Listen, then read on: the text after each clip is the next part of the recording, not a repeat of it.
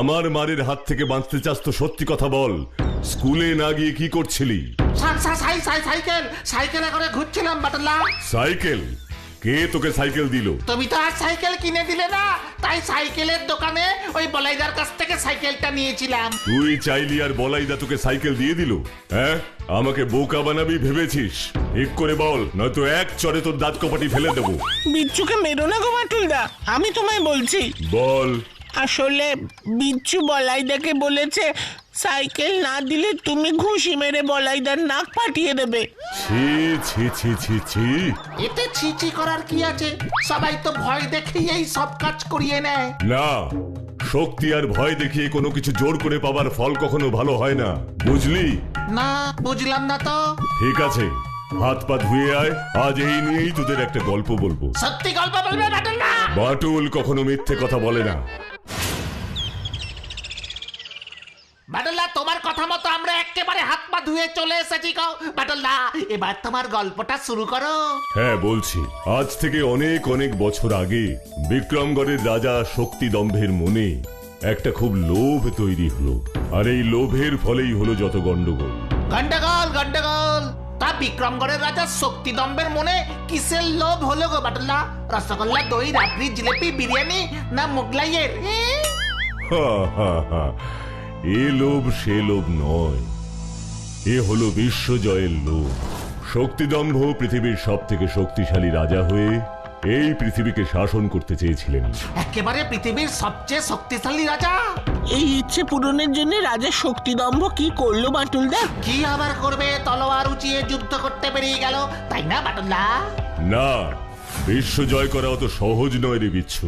এর জন্য অনেক চিন্তা আর পরিকল্পনার দরকার হয়, আর তাই শক্তিদম্ভ এই ব্যাপারে সলা পরামর্শ করার জন্য মহামন্ত্রী সুন্দর বিজয়কে ডেকে পাঠালো। মহারাজ শক্তিদম্ভের জয় হোক। শুধু তোমার আর এই বিক্রমগড়ের প্রজার মুখে জয়ধ্বনি শুনে আমার আর মন ভরছে না মহামন্ত্রী সুন্দর বিজয়। আপনার কথা আমি ঠিক বুঝতে পারছি না মহারাজ। সোজা কথা শোনো, আমি এই গোটা পৃথিবীকে আমার হাতের মুঠোয় করতে চাই। এই হাতের মুঠোয় দিয়ে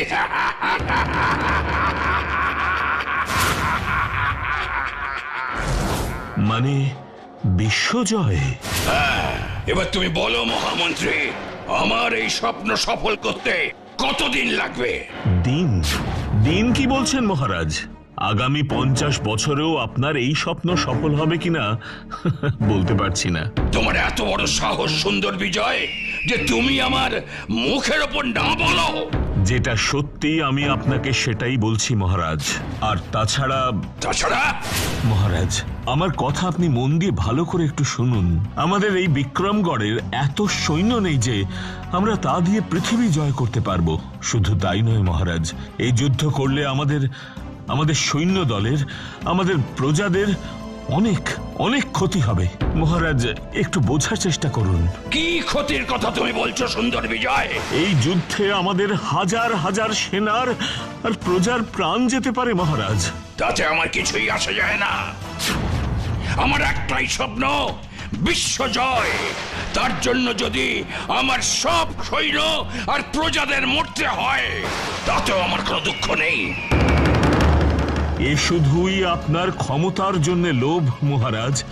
এটা অন্যায়, এ ঘোরতর পাপ, এ হতে পারে না। শক্তিদম্ভকে পাপ পুণ্য বোঝাতে শোনা সুন্দর বিজয়। এক্ষুনি আমার বিক্রমগড় থেকে তুমি বেরিয়ে যাও। এই পৃথিবী আমার চাই। আমি হব সবচেয়ে শক্তিশালী রাজা।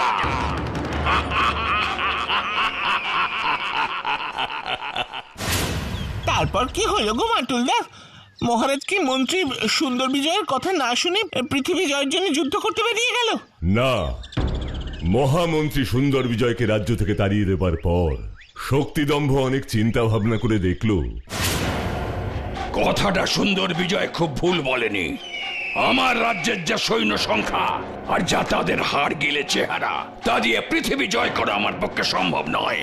তাহলে তাহলে কি করব আমি? আমি আমি কি করব যাতে আমার স্বপ্ন সফল হয়? কি করব?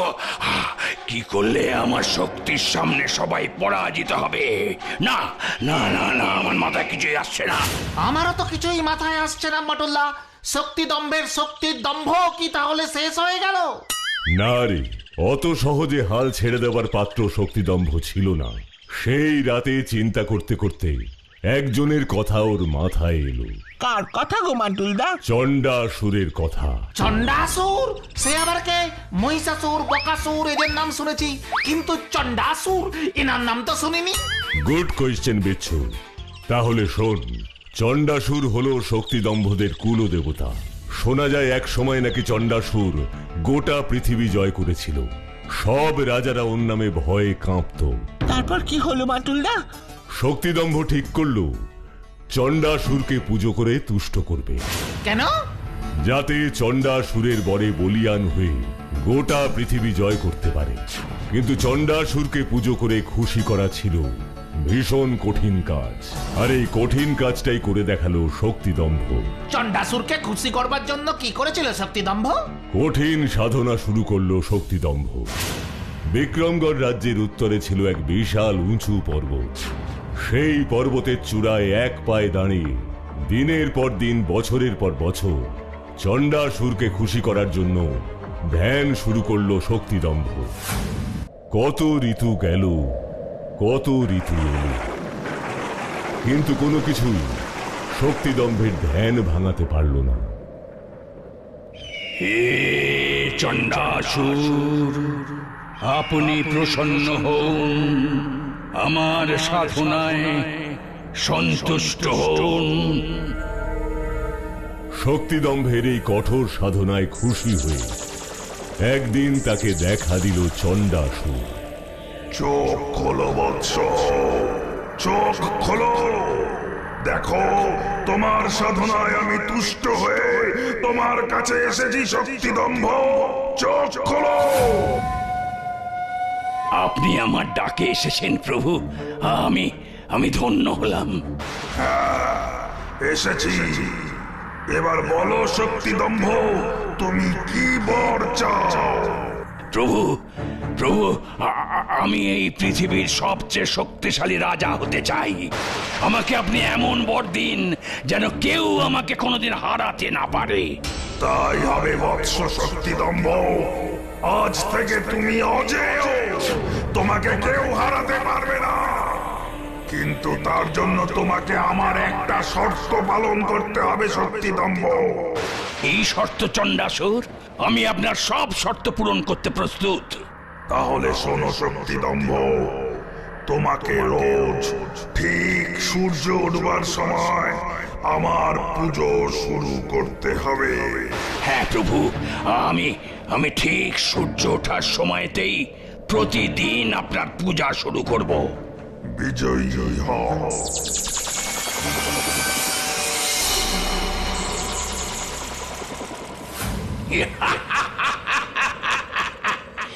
আজ থেকে আমি পৃথিবীর সবচেয়ে শক্তিশালী রাজা। আমি অজেয়। কেউ আমাকে যুদ্ধে হারাতে পারবে না। এই গোটা পৃথিবীর রাজা এখন আমি। শুধু আমি।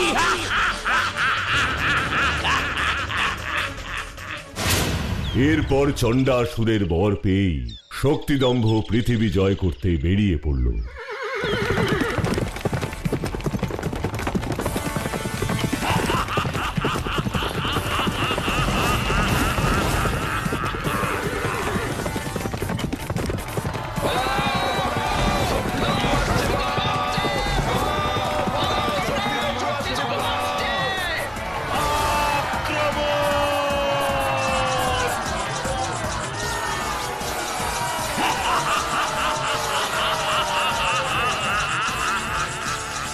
আমি এই গোটা পৃথিবীর রাজা।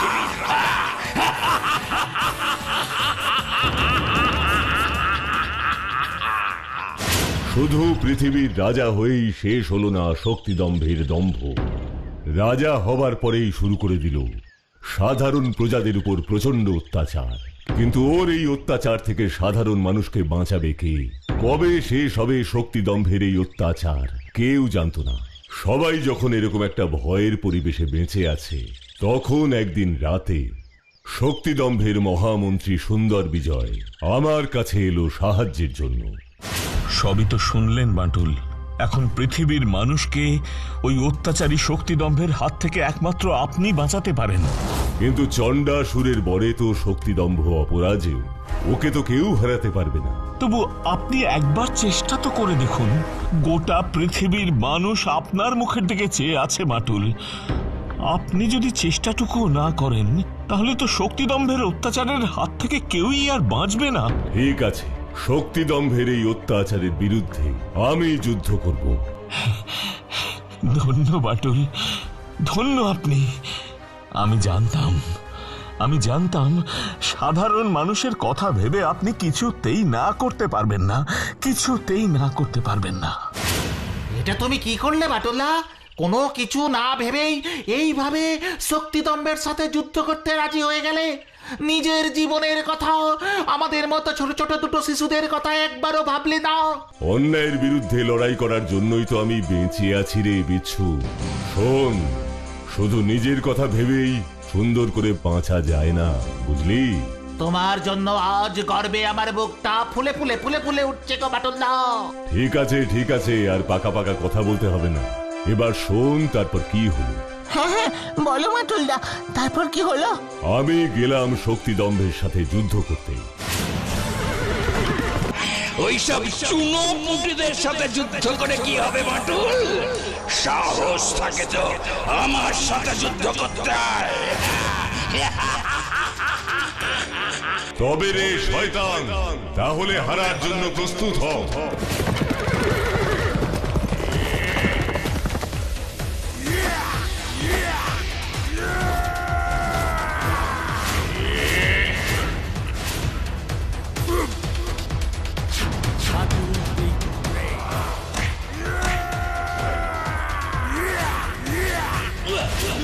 Batul the Great.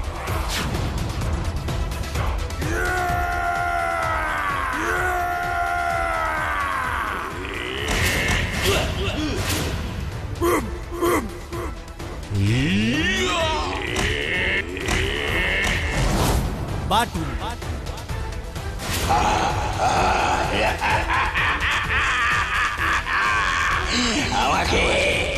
আমাকে তুই কখনোই হারাতে পারবি না বাঁটুল। শুধু তুই কেন, কেউই আমাকে কোনোদিন হারাতে পারবে না। সূর্য ডুবে গেল, তাই আজ তুই বেঁচে গেলি। আজকের মতো যুদ্ধ এখানেই শেষ।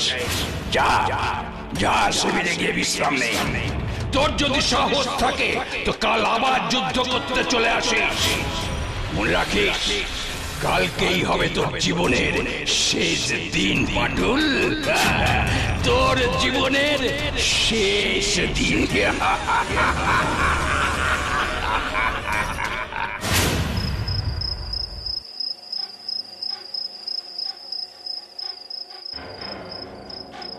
বাঁটুল, শুনছেন বাঁটুল? হ্যাঁ, এ কি সুন্দর বিজয়, আপনি এখানে কেন এসেছেন? শক্তিদম্ভকে যুদ্ধে হারানোর একটা বুদ্ধি আমার মাথায় এসেছে বাঁটুল। কি বুদ্ধি? আপনি তো জানেন চণ্ডাসুর মহারাজকে কি বর দিয়েছিল আর কি শর্ত দিয়েছিল বিশ্ববিজয়ের জন্য। হ্যাঁ জানি। তাহলে কোনোভাবে যদি মহারাজ শক্তিদম্ভকে ঠিক সূর্যোদয়ের সময় চণ্ডাসুরের পুজো করা থেকে আটকানো যায়, তাহলে কি সুন্দর বিজয়? পুজো ঠিক সময় না হলেই চণ্ডাসুর রেগে যাবে, আর রেগে গিয়ে যদি একবার সে তার বর ফিরিয়ে নেয়, তাহলেই মহারাজ শক্তিদম্ভের সমস্ত শক্তি শেষ হয়ে যাবে। তখন শক্তিদম্ভকে হারানো আপনার কাছে কোনো ব্যাপারই হবে না বাঁটুল। কিন্তু শক্তিদম্ভের পুজো করাটা আটকাবো কিভাবে? পুজো আটকানোর পথ একটাই।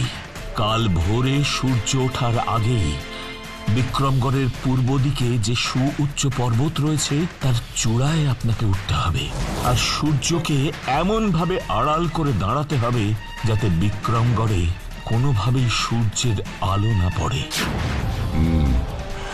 বুঝেছি। আর সূর্যের আলো না দেখতে পেলে শক্তিদম্ভ বুঝতে পারবে না সূর্য উঠেছে কিনা।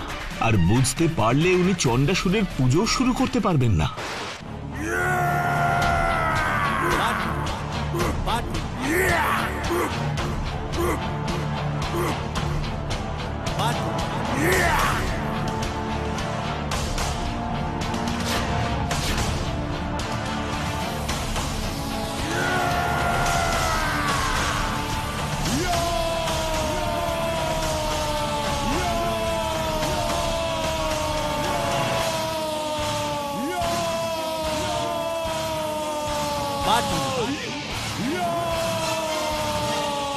Battle Big Train. আপনাকে আর সূর্যালোক আড়াল করে দাঁড়িয়ে থাকতে হবে না বাটুল। সকাল পেরিয়ে এখন মধ্যাহ্ন হতে চলেছে। এখন চণ্ডাসুরের পুজো করে আর কোনো লাভ হবে না বাটুল। আপনি পর্বত চূড়া থেকে নেমে আসতে পারেন।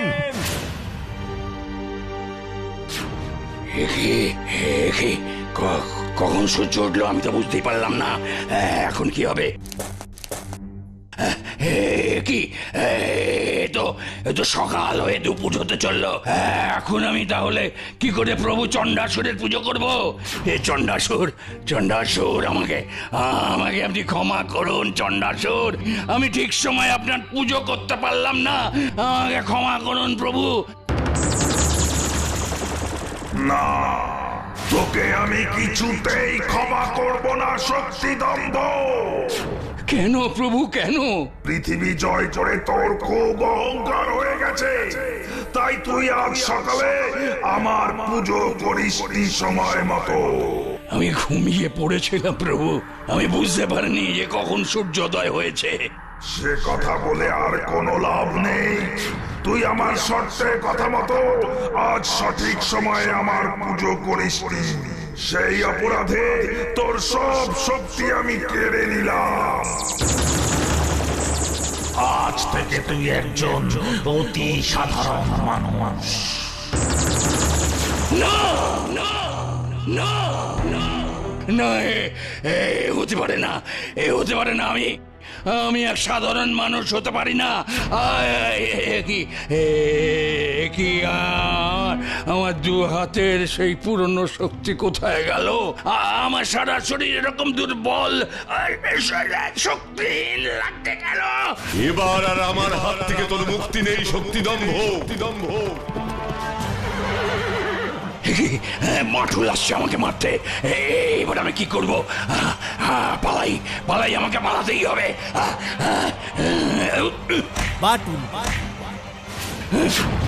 কোথায় পালাচ্ছ শক্তিদম্ভ? তোর সব শক্তি আর দম্ভ আজ আমি চূর্ণ করতে এসেছি। আমাকে ক্ষমা করে দাও মাটুল, আমাকে ক্ষমা করে দাও। আমি আমার শক্তির অহংকারে অনেক অন্যায় করেছি, অনেক অত্যাচার করেছি মাটুল। আমাকে ক্ষমা করে দাও মাটুল, আমাকে ক্ষমা করে দাও। শুধু ক্ষমা চাইলে হবে না, তোমাকে তোমার খারাপ কাজের উপযুক্ত শাস্তিও পেতে হবে শক্তিদম্ভ। কি শাস্তি? জেলখানা থেকে সব দেশের রাজাদের তোমাকে মুক্তি দিতে হবে, আর সেই জেলখানায় তোমাকে বন্দী হয়ে থাকতে হবে। কি বলছো মাটুল? আমার তৈরি জেলখানায় তুমি আমাকেই বন্দী কর? আজ থেকে বিক্রমগড়ের রাজা মহারাজ সুন্দর বিজয় আজ গোটা পৃথিবীর মানুষকে শক্তিদম্ভের অত্যাচার থেকে বাঁচিয়েছেন আমাদের বাটুল। তাই সবাই আমার সাথে বলুন, জয় বাটুলের জয়।